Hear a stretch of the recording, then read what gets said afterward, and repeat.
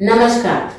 आज के सेशन में हम बात करेंगे एक ऐसे प्राणायाम की जो आपके शरीर की ऊर्जा और गर्मी यानी बॉडी हीट को बढ़ा देता है, जिससे मौसम की सर्दी का असर आपके शरीर पे नहीं पड़ता या कम पड़ता है। जी मैं बात कर रही हूँ सूर्य भेदी प्राणायाम की। सूर्य भेदी का मतलब होता है पिंगला नाड़ी का भेदन, सूर्य स्वर का भेदन अथवा उसे जागृत करना, उस स्वर को, उस पिंगला नाड़ी को जागृत करना। सूर्य भेदी प्राणायाम को इंग्लिश में राइट नॉस्ट्रल ब्रीदिंग या दाएं नासिका से श्वास लेना भी कहते हैं। सूर्य भेदी प्राणायाम के नियमित अभ्यास से आपके शरीर के रक्त में लाल कण अधिक मात्रा में बढ़ने लगते हैं। मन को शांत करना हो या इच्छा शक्ति को बढ़ाना हो, ये प्राणायाम आपकी बहुत मदद करता है। तो आज के सेशन में हम यही बात करेंगे कि इस प्राणायाम को करने का सही तरीका क्या है, प्राणायाम को करते समय हमें क्या सावधानियां रखनी है, कितना करना है, कैसे करना है, और अंत में हम बात करेंगे कि इससे हमें क्या क्या फायदे होते हैं। तो वीडियो को अंत तक जरूर देखें और अगर चैनल पर नए हैं तो चैनल को सब्सक्राइब करें, बेल आइकन को प्रेस करें, जिससे नई वीडियोस की नोटिफिकेशन आपको टाइम पर मिलती रहे। सूर्य भेदी प्राणायाम को शुरू करने से पहले सबसे पहले आप आसन का चुनाव करें।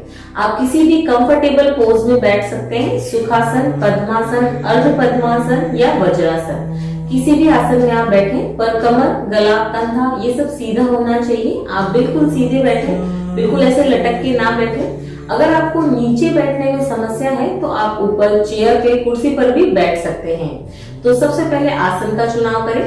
उसके बाद प्राणायाम शुरू करने से पहले 2 से 3 लंबा गहरा श्वास लें और छोड़ दें, जिससे आपका शरीर बिल्कुल शिथिल हो जाएगा, प्राणायाम को करने के लिए तैयार हो जाएगा। तो इसको शुरू करते हुए सबसे पहले श्वास लेंगे दाएं नासिका से। दाएं नासिका से श्वास लेते हैं और उसे बाएं नासिका से छोड़ देते हैं। इसे ऐसे भी कह सकते हैं कि हम जब राइट से सांस लेते हैं और लेफ्ट से इसे छोड़ देते हैं, वापस लेफ्ट से सांस नहीं लेना है। ये इसका एक राउंड होता है। मैं आपको थोड़ी देर में करके बताऊंगी। तो सबसे पहले राइट से सांस लिया, लेफ्ट से छोड़ दिया, वापस राइट से सांस लेंगे, लेफ्ट से छोड़ देंगे। शुरुआत में आप इसे 1:1 में करें। जैसे हमने 5 सेकंड में श्वास लिया तो 5 सेकंड में ही श्वास को छोड़ना है। तो ये होगा 1:1। जैसे जैसे आपका अभ्यास अच्छा होता जाए तो आप इसमें अनुपात को 1:2 के अनुपात में भी कर सकते हैं। जैसे हमने 5 सेकंड में श्वास लिया तो हमें 10 सेकंड तक श्वास को छोड़ने की प्रैक्टिस करनी है या उसका अभ्यास करना है। इससे जब हम ये 1:2 में करना चालू करते हैं तो इससे क्या होता है, इस प्राणायाम का बहुत फायदा हमें मिलने लगता है। इसके बाद जब अभ्यास और अच्छा होता जाए तो आप इसे 1:4:2 में भी कर सकते हैं। जैसे कि 5 सेकंड में श्वास लिया, 4 सेकंड तक हमने श्वास को होल्ड किया और उसके बाद श्वास को छोड़ दिया। वो 2 सेकंड में भी आप छोड़ सकते हैं या 5 सेकंड में भी छोड़ सकते हैं, वो आप अपनी क्षमता से डिसाइड करें। तो ये तो मैंने आपको बताया कि इसे किस अनुपात में शुरू करें, और जब अच्छा अभ्यास होता जाए तो अनुपात आप बढ़ा सकते हैं। तो इसे करके देखते हैं। राइट से हम श्वास लेंगे, इनहेल करेंगे, श्वास लेने के बाद नाक को बंद करेंगे और दूसरी तरफ से श्वास को छोड़ देंगे। वापस से आप इधर का नाक बंद करें और फिर वापस राइट से श्वास लेंगे, राइट साइड को बंद करें और लेफ्ट से छोड़ दें। लेफ्ट से श्वास वापस नहीं लेना है, लेफ्ट को वापस बंद करें, वापस राइट से श्वास लें। अब इसे आप 1:1 में भी करके देख सकते हैं। मैं आपको करके बताती हूँ। आप सेल्फ मन में काउंटिंग कर सकते हैं। 5 सेकंड तक आप श्वास लें, यहाँ पे बंद करें। अब 5 सेकंड तक आप श्वास छोड़ने में लगाएं। ये होता है 1:1। आप जरूरी नहीं है कि 5 सेकंड से करें, आप अपने हिसाब से समय तय करें। आप 4 सेकंड भी कर सकते हैं, शुरुआत में 3 सेकंड भी कर सकते हैं, क्योंकि जब शुरू कर रहे हैं तो ज्यादा अच्छी प्रैक्टिस ना होने की वजह से आप लंबा श्वास नहीं ले पाएंगे। तो कोशिश करें 3:3 करें। फिर जब अच्छा अभ्यास होता जाए, नियमित अभ्यास आप इसका जब करेंगे तो 4:4, 5:5 ऐसे आप अपनी सेकंड्स नंबरिंग बढ़ा सकते हैं। इसके बाद जब अच्छा अभ्यास हो जाए तो अंत में आप श्वास को होल्ड भी करें। इसे हम कुंभक के साथ सूर्य भेदी प्राणायाम करना कहते हैं। तो मैं आपको ये करके बताती हूँ। श्वास ले, राइट से श्वास लिया, दोनों नाक को बंद करना है। यहाँ पे आपको श्वास को होल्ड करना है, दोनों नाक बंद करके। यहाँ पे क्षमता से रुके और फिर लेफ्ट से श्वास को छोड़ दें। तो श्वास लिया, होल्ड किया और फिर दूसरी तरफ से श्वास को छोड़ दिया। तो ये हो गया आपका 1:4:2, या फिर आप इसे ऐसे भी कह सकते हैं 5 सेकंड में श्वास लिया तो 5:10 सेकंड या 5 सेकंड 6 सेकंड, जितनी देर आप श्वास को रोक सकते हैं वो, और फिर 5 से 10 सेकंड के बीच में आपको श्वास को छोड़ना होता है। श्वास लेने में हमें कम समय लगाना है, श्वास को छोड़ने में हमें उससे डबल समय लगाना है।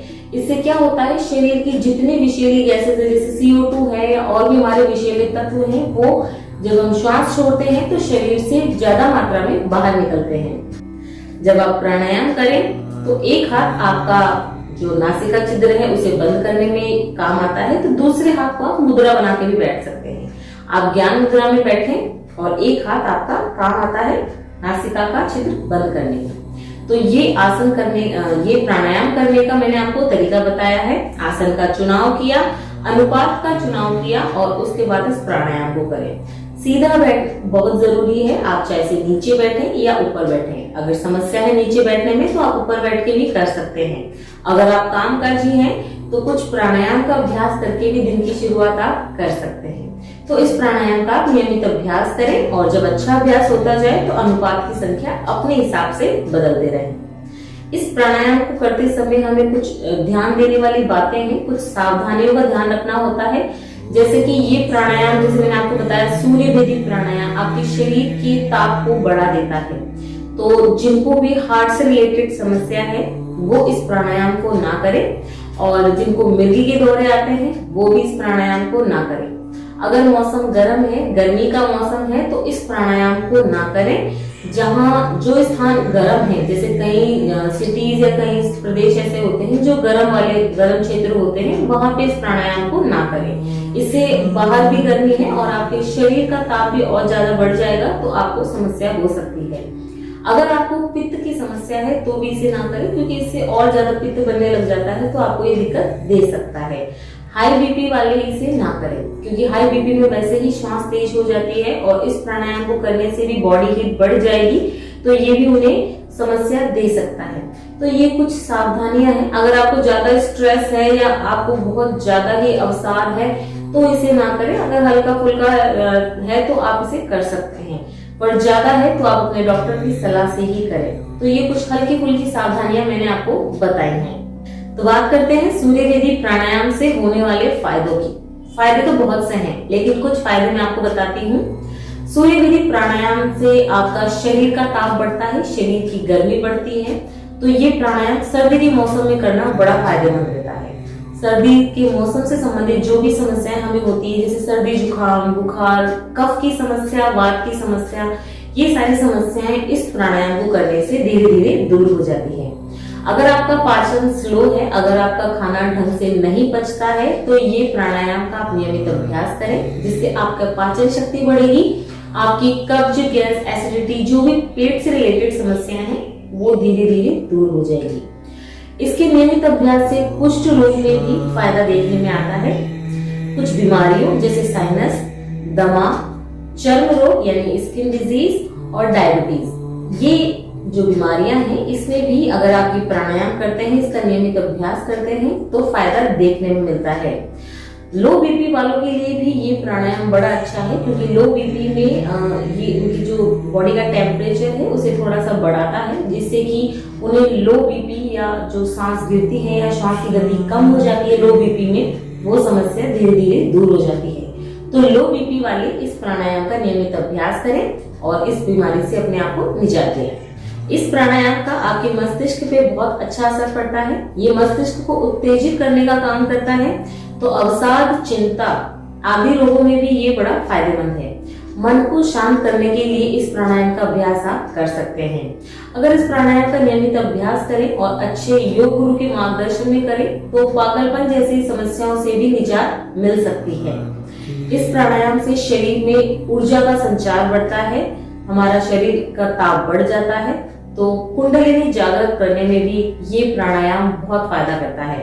तो इस प्राणायाम के नियमित अभ्यास से आप अपनी कुंडलिनी जागृत भी कर सकते हैं। ये उसके प्रथम चरण में काम आता है। जैसे कि मैंने बताया कि चर्म रोगों में भी सूर्यवेदी प्राणायाम बहुत फायदा करता है। तो अगर आपके चेहरे पे झुर्रियां हैं या बढ़ती उम्र है तो आप इस प्राणायाम का नियमित अभ्यास करें। इस प्राणायाम के नियमित अभ्यास से आपकी बढ़ती उम्र का पता नहीं चलता। झुर्रियां आपके चेहरे पे समय से नहीं आती। अगर नियमित अभ्यास करते हैं तो चेहरे पे ग्लो बना रहता है, चमक बनी रहती है और झुर्रियां नहीं आती। तो आप इस प्राणायाम का नियमित अभ्यास करें और अपने चर्म रोगों से मुक्ति पाएं। तो आज के सेशन में जो भी जानकारी मैंने आपको सूर्यवेदी प्राणायाम से संबंधित दी है, अगर आपको अच्छी लगी तो एक लाइक जरूर करें और ज्यादा से ज्यादा इस वीडियो को शेयर करें, क्योंकि इस जानकारी को सबको मिलेगी तो सभी इसका फायदा उठा सकेंगे और अपनी समस्याओं से निजात पा सकेंगे। अगर चैनल पर आप नए हैं तो चैनल को सब्सक्राइब करें, बेल आइकन को प्रेस करें, जिससे लेटेस्ट वीडियो की नोटिफिकेशन आपको समय पर मिलती रहे। तो आज के सेशन में बस इतना ही। वापस मिलते हैं किसी नए टॉपिक के साथ। अगर आपकी भी कोई समस्या है तो आप मुझे कमेंट बॉक्स में लिख सकते हैं। तब तक के लिए नमस्कार।